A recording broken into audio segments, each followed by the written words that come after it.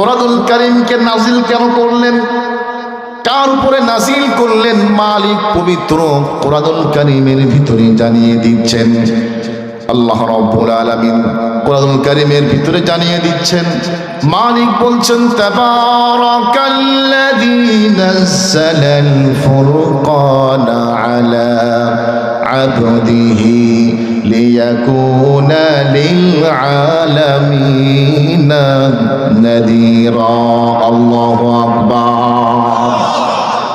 বরকতপূর্ণ সেই সত্তা, সেই রব, সেই মালিক, সেই খালেক, সেই পালনেওয়ালা জাত, সেই স্রষ্টা, যিনি পবিত্র কোরআনুল কারীমকে নাজিল করলেন। পবিত্র কোরআনুল কারীমকে পৃথিবীর জমিনের ভিতরে প্রেরণ করলেন। কোনো মানুষের কাছে দেন নাই, আল্লাহ পাক দিয়েছেন এমন একজন ব্যক্তির কাছে, যিনি হলেন পবিত্র মক্কা না পুরা বিশ্বের ভিতরে যিনি প্রশংসিত। শুধু প্রশংসিতই নয়, পুরা বিশ্বের ভিতরে এক অনন্য ব্যক্তিত্ব সম্পদ। তিনি হলেন বিশ্ব নবী মুহাম্মদুর রাসূলুল্লাহ সাল্লাল্লাহু আলাইহি ওয়াসাল্লাম। কোরআনকে কেন নাজিল করলেন? নাজিল করার কারণ কি? আল্লাহ রাব্বুল আলামিন জানিয়ে দিচ্ছেন, কিতাবুন আনজালনাহু ইলাইকা লিতুখরিজান নাসা মিনাল যুলুমাতি ইলান নূর। আল্লাহু আকবার। হাবিব শোনেন, কিতাবুন আনজালনা, এই যে মহাগ্রন্থ পবিত্র কোরআনুল কারীম দেখছেন, যেই কিতাবটা আমি আপনার উপরে নাজিল করেছি, ওগো হাবিব শুনেন, যদি কোনো ব্যক্তি এই কিতাবটা নিজের ভিতরে ফিট করে, সমাজের ভিতরে ফিট করে, রাষ্ট্রের ভিতরে ফিট করেন, যদি কোনো ব্যক্তি এই কিতাবটা সংসারে ফিট করে ফেলে, যদি কোনো ব্যক্তি এই কিতাবটা ব্যবসার কাজের ভিতরে ফিট করে ফেলে, যদি কোনো ব্যক্তি এই কিতাবটা রাষ্ট্রনীতির ক্ষেত্রে ফিট করে ফেলে, যদি কোনো ব্যক্তি এই কিতাবটা পররাষ্ট্রনীতির ভিতরে ফিট করে ফেলে, যদি কোনো ব্যক্তি এই কিতাবটা আন্তর্জাতিক মানদণ্ডের ভিতরে ফিট করে ফেলে, তাহলে এই কোরআনটা যেখানেই রাখা হবে, মানুষের ভিতরে হোক কিংবা সমাজের ভিতরে হোক কিংবা রাষ্ট্রের ভিতরে হোক, এই কিতাবের বড় বৈশিষ্ট্য হচ্ছে কোরআনকে যেখানেই রাখবেন, কোরআনের আলোর মাধ্যমে আল্লাহ রাব্বুল আলামিন সমাজ থেকে, রাষ্ট্র থেকে অন্ধকারকে দূর করে আলো দ্বারা সমাজকে উদ্ভাসিত করে দেবেন। সুবহানাল্লাহ।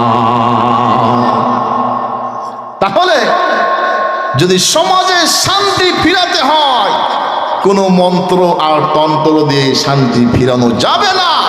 যদি শান্তি ফিরাতেই হয়, তাহলে একটাই মন্ত্র, তা হচ্ছে কোরআনী মন্ত্র। কথা বলেন ঠিক কিনা? আজকে সমাজ থেকে দুর্নীতি বন্ধ হয় না, সমাজ থেকে চুরি বন্ধ হয় না, সমাজ থেকে সুদী কারবার বন্ধ হয় না, সমাজ থেকে মানুষ হত্যা বন্ধ হয় না, সমাজ থেকে প্রিচিং বন্ধ হয় না।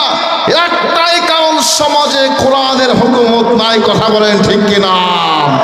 ও মুসলমান, আজকে এই কোরআনের হুকুমত যদি পুরা বাংলাদেশ না পৃথিবী ব্যাপী চালু হয়ে যায়, দায়িত্ব নিয়ে কথা বলতে পারি, পুরা পৃথিবীতে দুর্নীতি হবে না, চুরি হবে না, রাহাজানি হবে না, খুন হবে না, মায়ের জাতির নারী তার সম্মানকে বিলিয়ে দেবে না, বরং তারা সুখে শান্তিতে বসবাস করবে যদি কোরআনকে মেনে নেয়। কথা বলো ঠিক কিনা?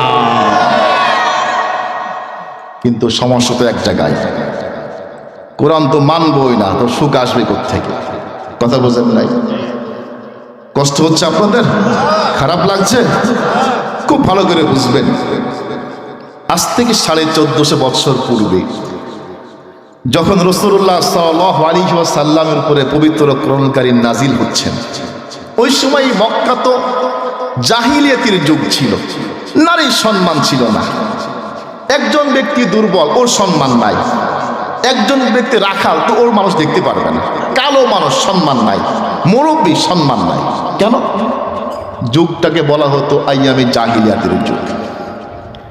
তো ওই যুগের ভিতরে যখন রাসূলুল্লাহ সাল্লাল্লাহু আলাইহি ওয়াসাল্লামের উপরে ওহী চলে আসছে, ওহী মানেই তো মানুষের শান্তির পথ, ওহী মানেই তো পথ হারা মানুষের পথ দেখানোর পথ, ওহী মানেই তো যেই নারীকে তারা দাসী ভাবতো সেই নারীর সম্মানকে আল্লাহ পাক একদম জান্নাতি রমণী পর্যন্ত পৌঁছিয়ে দিয়েছে। সুবহানাল্লাহি বিহামদিহি। যখনই ওহী চলে আসলো তখনই মক্কার যেই সমস্ত লিডার ছিল, কেডার ছিল, আবু জেহেল, আবু লাহাব, উতবা, সাইবা, এটা গভীরভাবে পর্যবেক্ষণ করছে। তাই তো রে, মুহাম্মদের উপরে যে কোরআন নাজিল হচ্ছে, মানব যদি এই কোরআনগুলোকে অনুসরণ করে তাহলে তো ওরা মূর্তির পায়ে সিজদা করবে না, তাহলে তো আমরা যাই বলি মানুষ এটাকে গ্রহণ করবে না। আস্তে আস্তে মানুষ আমাদেরকে মাইনাস করে, বাইপাস করে মুহাম্মদ যা বলবে তাই করবে। বিষয়টা এমন না। সুতরাং কি করা যায়? যে কোনো অবস্থায় হোক না কেন মুহাম্মদের উপরে যে ওহী নাজিল হচ্ছে, এই ওহীর প্রচার প্রসারকে মক্কার জমিনে বন্ধ করতে হবে। নাউযুবিল্লাহি মিন যালিক।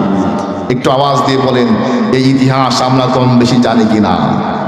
আওয়াজ দিয়ে বলেন, জানি কিনা? শুধু মক্কার ভিতরে আবু জাহেল, আবু লাহাব নয়, আমার এই যে 56,000 বর্গ কিলোমিটার পবিত্র জমিন, যেই জমিনে শুয়ে আছেন হযরতে শাহজালাল রহমতুল্লাহি আলাইহি, যেই জমিনে শুয়ে আছেন হযরতে শাহপরান শাহ মাকদুম শাহ আলীর মতন বিখ্যাত, জগৎ বিখ্যাত কুতুব, যেই জমিনের ভিতরে শুয়ে আছে তাওহীদের একাত্মবাদী খাদেম, যেই জমিনের ভিতরে আছেন অসংখ্য উলামায়ে কেরাম যারা সব সময় হকের পতাকাকে উঁচু করে রেখেছিল, তাদের কণ্ঠকে স্তব্ধ করে এদেশ থেকে কোরআনের মাহফিলগুলোকে আস্তে আস্তে বাইপাস করা হয়েছিল। কথা বলেন ঠিক কিনা? আরো আওয়াজ দিয়ে বলেন কথা ঠিক কিনা? দ্ব্যর্থহীন ভাষায় বলতে চাই, আজ থেকে 1450 বছর পূর্বে Abu Jahl, Abu Lahab, Utba, Shaiba supreme power হওয়া সত্ত্বেও কোরআনকে বন্ধ করতে পারে নাই। আজকে যারা তাদের এজেন্ডা বাস্তবায়ন করার চেষ্টা করছে, ওয়াল্লাহি কবর পর্যন্ত চলে যাবে, কিন্তু কোরআনের আওয়াজকে বন্ধ করতে পারবে না। কথা বলো ঠিক কিনা?